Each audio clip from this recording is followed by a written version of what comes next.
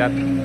So ito na yung pinakang kabuhan ng aming gawa dito sa dulong bayan, San Jose del Monte, Bulacan.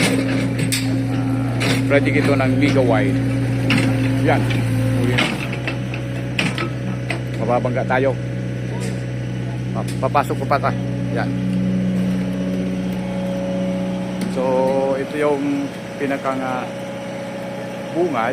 Yan kasi dalawang pintuan yan. Ito rin yung isa pa. Yan! Yan! Ganun mo.